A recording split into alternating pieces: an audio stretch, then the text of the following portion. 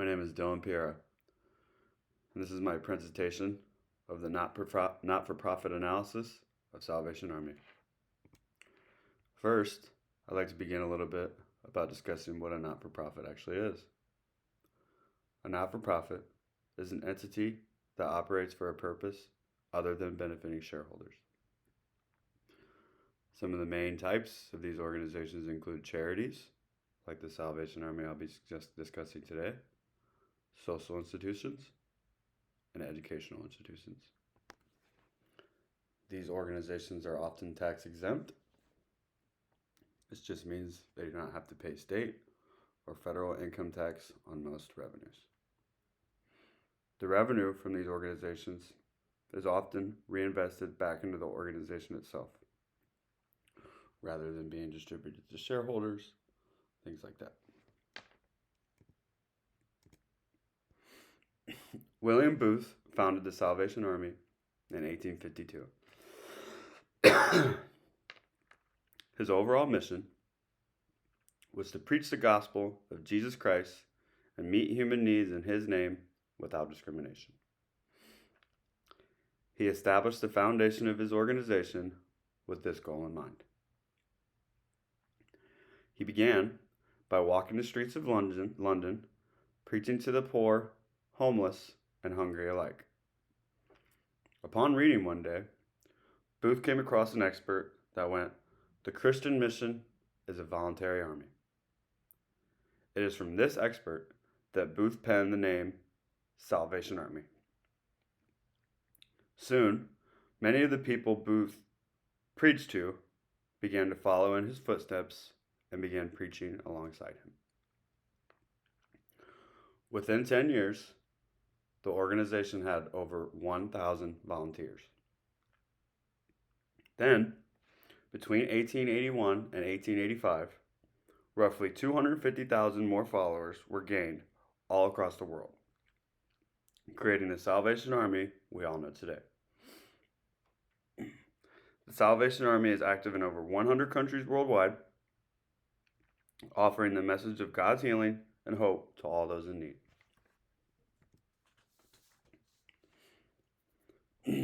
Next, I'd like to discuss the purpose, or main purposes of the Salvation Army. The type of not-for-profit the Salvation Army is. The Salvation Army has its hand in many types of not-for-profit activities. However, their main purpose is generally charitable. They are a very large and well-known not-for-profit. The Salvation Army provides a long list of services. Some of these services include, but are not limited to, thrift stores, food pantries, disaster relief, homelessness assistance, utility assistance, and donation services.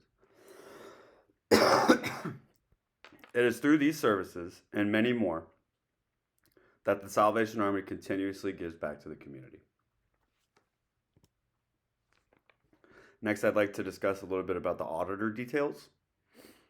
The independent audit was performed by Counselor Buchanan and Mitchell, CPAs and business advisors. The auditor issued an unqualified opinion.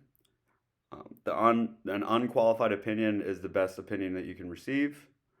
This indicates that the financial statements for Salvation Army are free from material misstatements and accurately reflect the organization's financial position and performance in accordance with GAAP.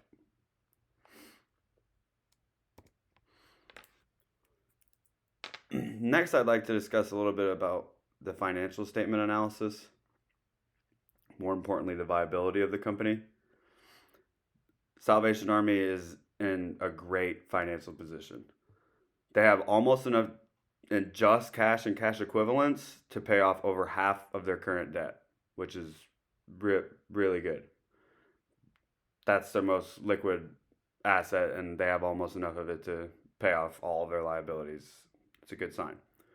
If this isn't impressive enough, they have enough assets without donor restrictions to pay off their debt over 34 times over. And how I found that, I just divided this number by this number.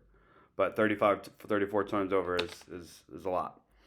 The organization has an astonishingly low amount of liabilities, as you can see right here. Under 2 million in liabilities for this big of a not-for-profit is definitely good. Next, I'd like to talk more about the financial statement analysis. Cash flow changes from operating activities decreased by roughly $900,000. As you can see, it was this amount in 2023, and then it decreased to this amount in 2024.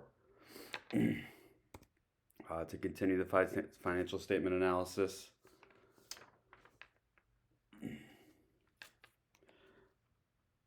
assets without donor restrictions increased by almost 9 million from 2023 to 2024. It is a great sign that as years pass, Salvation Army is reducing liabilities while simultaneously increasing assets without donor restrictions.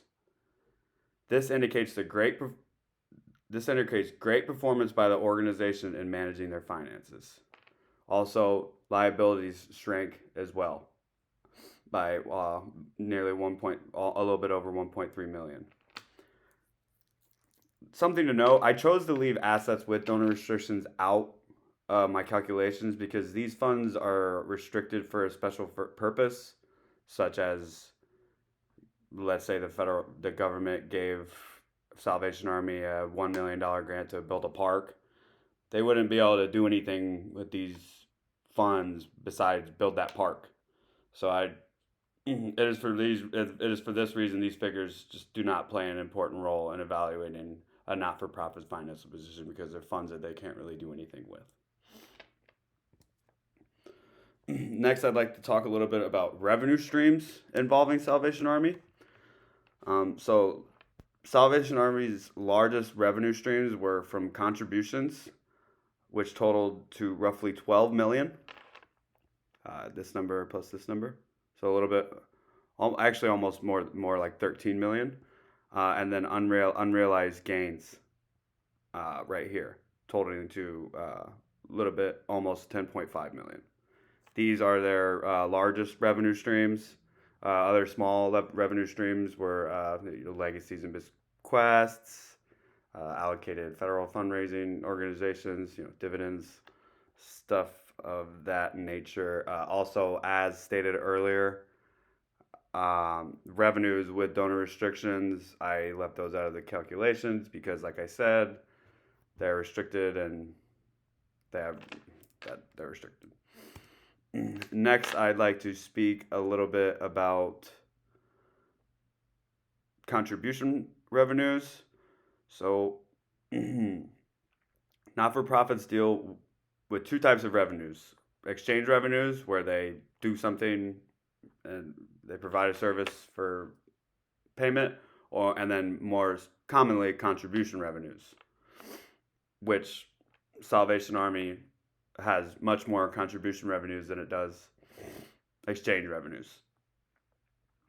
According to the Accounting Standards Notifications, specifically topic 958, contributions without donor restrictions are recognized as they are received because these funds are not restricted. So we can do whatever we please with them as we get them. So it makes sense to recognize them as we receive them. On the other hand, contributions with donor restrictions, these, like I said, they're restricted for a specific purpose. So we don't recognize the revenue until we actually fulfill that purpose.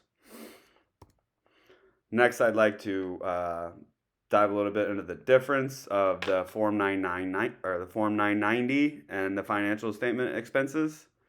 So total expenses reported on the Form 990 were roughly $350,000 more than reported on the financial statements. If you can see right here is total expenses. I decided to include, for all these slides, the screenshots of what I was speaking about just for a little bit of a illustrative purpose. But as you can see, total expenses here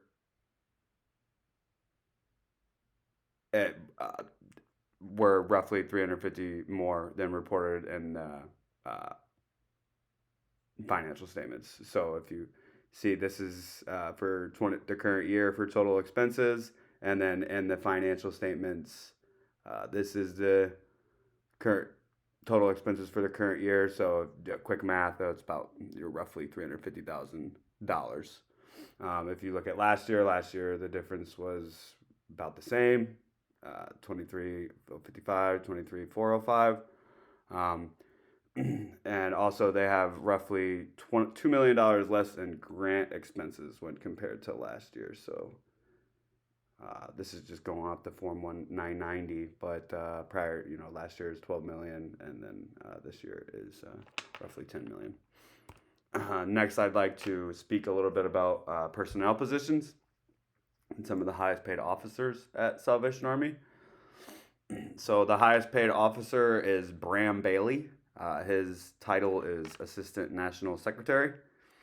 Next in line behind him or her is Alan Parnham, the controller, and then thirdly, Justin Boswell. There was a decent amount of top executives, so I just decided to discuss the top three, just for a little bit of conciseness. And then I decided to combine these two values because even though it says its estimated amount of other compensation, I'm sure that Bram, Ellen, and Justin all have to report this amount on their taxes. So I decided to sum up these fields to get these numbers. So Bram Bailey, these are their figures. Bram Bailey got paid the most with almost $188,000, and Justin got paid the least. In conclusion, throughout this project, I've learned that Salvation Army is a very well-performing not-for-profit, which is a little bit, I found it surprising just how much assets they have to cover their liabilities. 34 times over is quite a bit. I was expecting to see maybe like half, half what they had in revenue, assets, or whatever they had in assets, half that to be liabilities. I wasn't expecting it to be such a large difference between the two, so that was very surprising to me. I also cannot believe their highest paid officer gets paid less than $200,000 a year.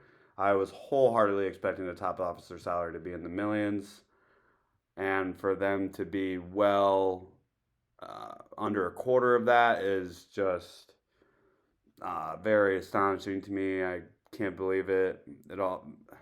It is. I just can't believe it. All in all, this report has helped to strengthen my already positive perspective of Salvation Army. They seem to be handling their finances right and doing things honest. That is, as long as there's no fraud or going on. But all in all, I seem to think they're doing pretty good. Thanks for listening to my presentation.